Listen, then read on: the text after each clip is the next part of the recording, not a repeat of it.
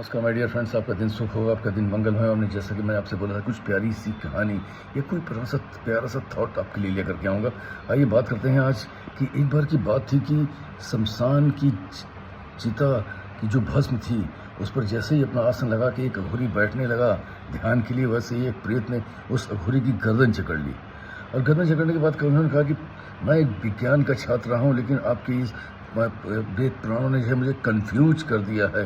जब तक आज अपने पुराणों की सिद्धता आप नहीं यहाँ पर करेंगे, तब तक जो है मैं आपकी गर्दन नहीं छोड़ूंगा।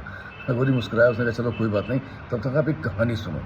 और कहानी में क्या है कि एक राजा था रेवतक, उसकी पुत्री थी रेवती, जो सामान्य कदकाठी में आम पुरुषों से काफ़ी ऊंची थी।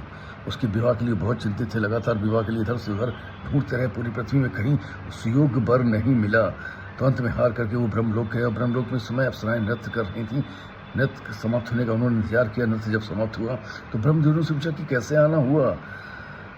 रेवतक ने कहा कि मेरी पुत्री के लिए भी क्या कोई आपने वर बनाया है। उन्होंने कहा कि हाँ, जब तक जो तुम यहाँ आए हो तब तक वो वहाँ पर बन चुके हैं, क्योंकि जब यहाँ पर आप यहाँ तक पहुँचे हो तब तक पृथ्वी में 27 चतुर्युग बीत चुके हैं और 28वां द्वापर चल रहा है।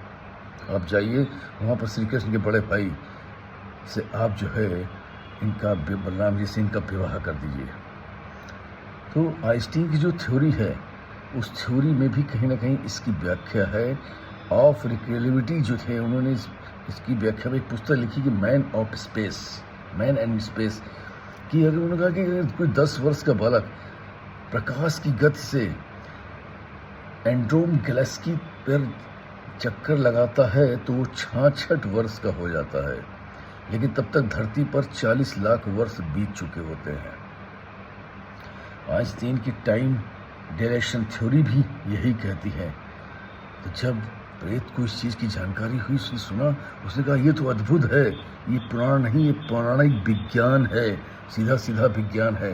और प्रेत वहाँ से उस अघोरी को छोड़ करके अंतर ध्यान हो गया। तो जो हमारा पौराणिक विज्ञान है, जो हमारा आध्यात्मिक विज्ञान है, वो इतना उत्कृष्ट था, इतना उन्नतशील था, जिस पर आज पूरी दुनिया रिसर्च कर रही है।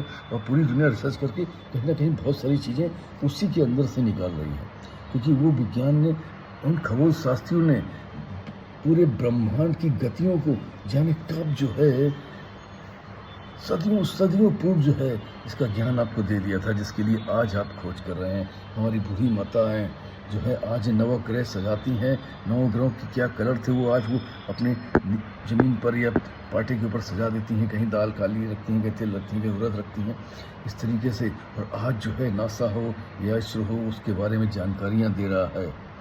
तो आप समझिए कि आपका ये उत्कृष्ट विज्ञान, इस पर आपको अभिमान करना चाहिए। लोग क्या कहते हैं, दुनिया क्या कहती है कि भारत जो है अनपढ़ों का देश है, या भारत जो है आदिवासियों का देश है, लेकिन उन्हें पता नहीं कि भारत का जो विज्ञान है, उसी विज्ञान की शोध पर आज ये पूरी दुनिया टिकी हुई है। इस पर हमको गर्व है और आपको भी गर्व होना चाहिए। Best all the best. Thank you very much everybody. I love you. और फिर मिलूंगा किसी प्यारी कहानी थोड़ी के साथ, आपके दोस्त प्रिय संजय।